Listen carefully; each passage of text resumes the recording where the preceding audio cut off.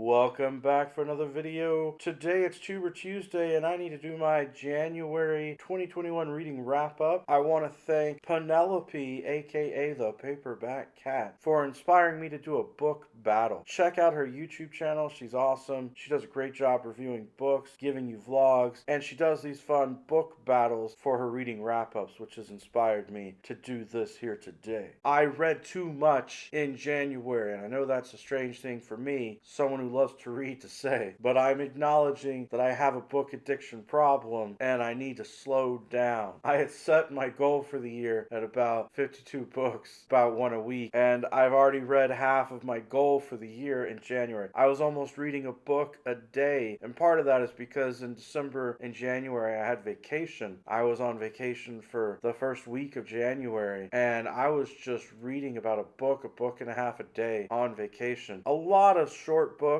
only about 120 to 250 pages, which is part of what gets that count up there. But anyway, I did not intend to read so many books throughout the month. It just happened. Here we go with the book battle. What I decided to do was divide my books into 4 categories to create 4 brackets for this book battle tournament. Got a science fiction bracket, a crime bracket, a fantasy bracket, and then I put everything else into an other bracket. And the winner of each bracket will end up creating 4 winners that will go on to semifinals and be up against each other to have 2 winners that advance to finals. In the science fiction prelims for that bracket, representing the Dune series, Children of Dune, I'm pitting it up against To Sleep in a Sea of Stars by Christopher Paolini. Both of these books were great to read in January. When I think about what is unique to make one stand out above the other, I have to say Children of Dune is gonna beat out To Sleep in a Sea of Stars because it is a much more epic story with, to me, more developed characters. Sorry, Christopher Paolini, but you're getting knocked out of the tournament. Our other matchup here in the sci-fi prelims is Childhood's End by Arthur C. Clarke against The Stars We Steal by Alexa Dunn. I love Alexa Dunn's YouTube channel. She gives great advice about writing, but I'm gonna have to say her fun, lighthearted space romance just is not going to win against the classic Childhood's End by Arthur C. Clarke. It is a much more serious, philosophical book, and thus, to me, it wins this matchup, and thus advances to our sci-fi bracket prelim finals, so to speak. Children of Dune versus Childhood's End. I'm gonna say both of them very much stand out as classic sci-fi. It's worth reading, but Children of Dune is more epic once again. So, Children of Dune wins the sci-fi bracket. Let's move on to our crime bracket prelims. From Dashiell Hammett's 5 novels, I'm gonna have The Maltese Falcon up against Pulp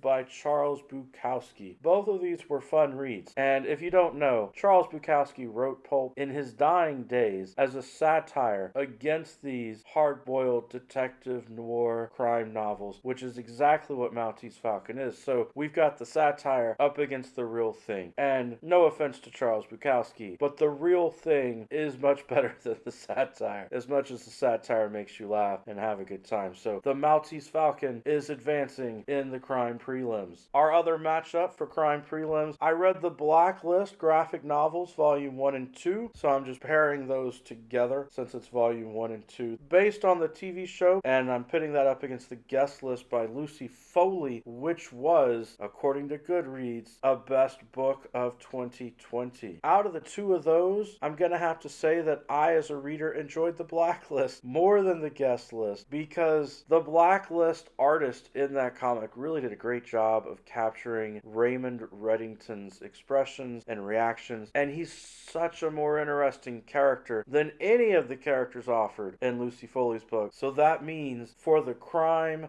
prelims bracket finals, we've got the Maltese Falcon against the Blacklist, and my goodness, that's a good pair-up, because the Maltese Falcon also has some great characters in it. Unfortunately, at the end of the day, I'm gonna say that I enjoyed the Blacklist much more than the Maltese Falcon. They're both really fun works of literature, but in the Blacklist, I had a better sense of what was happening. The Maltese Falcon has a plot that just wavers a bit, but the Blacklist, much much easier to follow with the plot. That means that the blacklist has won the crime bracket. For our third bracket, we've got the fantasy prelims. We've got from Narnia, The Lion, the Witch, and the Wardrobe by C.S. Lewis, and I'm pitting it up against Crescent City by Sarah J. Maas. Do I really have to say anything here? Clearly, the works of C.S. Lewis, much stronger in writing, in literature, in character development, and really in every possible way than this Crescent City book that Sarah J. Maas put out. Our other pair up for the fantasy prelims, we've got The House in the Cerulean Sea by T.J. Klune up against From Blood and Ash by Jennifer L. Armentrout. I enjoyed both of these books. From Blood and Ash is the first book in a series, and it just feels like act one of a story. It does not feel like a complete story. So unfortunately, it's going to lose to The House in the Cerulean Sea, which is a complete story and provides a nice sense of hope, a nice happy message. Thus, the winner of our fantasy prelims. Oh, no, wait, I'm sorry. I have to do the fantasy prelims finals. Narnia against the Cerulean Sea. These really are both written to where they can be read by children and deliver fun, happy messages and be inspiring. I think The House in the Cerulean Sea, as a more modern story that just came out this year, is gonna win for me over Narnia, as much as Narnia is awesome with The Lion, the Witch, and the Wardrobe as a classic. I think the Cerulean Sea is just a little bit more enjoyable as a read. But that's a close one. That's a hard one to decide. But alright, that means The House in the Cerulean Sea has definitely won the fantasy bracket. That leaves us with just one more bracket. The bracket that I'm calling Other, where I've just thrown everything else. I read a couple Sean Bythell books, and so representing Sean Bythell's books, I'm putting in 7 kinds of people that you find in bookshops, pitting it up against the screenplay for North by Northwest by Ernest Lehman. North by Northwest is one of the best films ever made. It's a film classic. It's got a great story to it. And so, unfortunately, this is a case of apples and oranges, and the nonfiction book is just going to lose out. Sorry. North by Northwest advances. Then we've got a pairing of The Midnight Library by Matt Haig up against Mexican Gothic by Silvia Moreno Garcia. In this case, I have to ask myself, which book stood out to me as better at doing what it intended to do? And in that case, I'm going to say Mexican Gothic because it's a horror story and it really creeped me out. It really freaked me out. Though this one's also kind of close. I just enjoyed Mexican Gothic more personally. I can see how someone else would easily say The Midnight Library though. For the next pairing, a round 2 of prelims. So we're going to have North by Northwest up against Mexican Gothic. North by Northwest is, to me, very, very close in this battle against Mexican Gothic because I enjoy them both. It probably helps North by Northwest that you have an actual film that you can watch to see the engaging action. So I'm going to bump it up. North by Northwest is advancing here. We've got Searching for Marilyn Monroe by Pei Veo, which is a short story collection, up against The Vanishing Half by Britt Bennett, which was historical fiction. For these two stories, they both deal with important themes. They both really make you think about history and about characters. I enjoyed reading Searching for Marilyn Monroe more, so it's going to advance out of the two of them. Then we've got a nonfiction book that I had trouble reading by Robert J. Kuntz, one of my all-time favorite people from the history of role-playing games. The book's called Dave Arneson's True Genius, and it's the odd book out. I don't have anything to pair it up against, so it's going to get a free pass advancing. And then we'll have Searching for Marilyn Monroe up against the nonfiction book by Robert J. Kuntz. And then we've got Searching for Marilyn Monroe. It's going to beat out the Dave Arneson book. Much more interesting, more fun to read. The Dave Arneson book is really 3 essays that are a challenge to read, but reveal information about the history of role-playing with Gary Gygax and Dave Arneson, and how Dungeons & Dragons was formed, and it's more fun to read the short story collection than to read those essays. So that means the other bracket has ended up with a finals match within it between North by Northwest and Searching for Marilyn Monroe. And I'm sorry, Pei Veo, but in this case, I'm going to say North by Northwest is going to get the win, though though it's comparing apples and oranges. It's a complete story against a short story collection with a bunch of shorter works. North by Northwest has got such an intriguing plot. It's making it to the semifinals. It wins this bracket. That puts us with semifinals. We've got Children of Dune against the Blacklist. The House in the Cerulean Sea up against North by Northwest. The winners of those two semifinals will advance to finals. So exciting to battle it out. Alright, Children of Dune versus the Blacklist. Two very different stories. Children of Dune is very political and philosophical, but technically the Blacklist is also political, and Raymond Reddington as a character does make you think in a philosophical sort of way. When I have to ask myself which was more entertaining, which was more enjoyable, I'm going with the Blacklist. I love Dune, but the Blacklist is going to win this one out. Our other semifinals match, The House in the Cerulean Sea against North by Northwest. We've got a fun fantasy fiction novel up against a screenplay. Okay, I know this may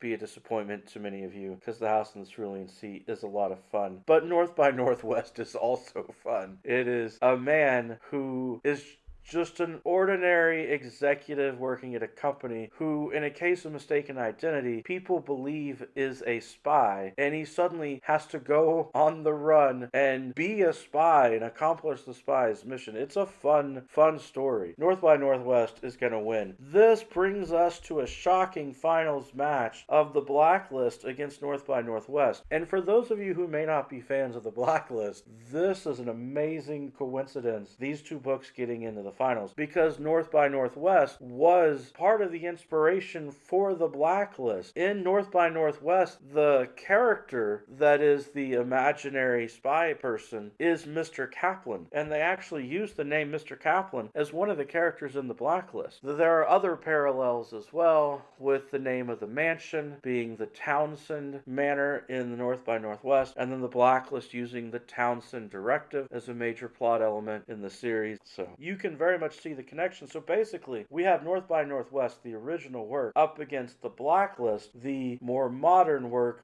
that was inspired by it. And in that battle, I also have to tell you, I'm surprised. As much as I love literature and reading novels, I've ended up with a screenplay and some graphic novels here in the finals. In this case, I'm gonna say the Blacklist beats North by Northwest. Raymond Reddington, his facial expressions and emotions were captured so well in the comic book series, and they do a great job of hunting down the characters. It's a good amount of suspense balanced with the action. It's close though. I gotta say, this is a tough one to say, but for the month of January, I'll officially declare the Blacklist graphic novel volume 1 and 2 as my best read of the month. This book battle was a lot of fun. I may try and do this some more in the future. Maybe each month this year I could have a best read of the month, and then at the end of the year pit them all up against each other. I hope that you've enjoyed the video. Every day is a good day for a book talk. Peace.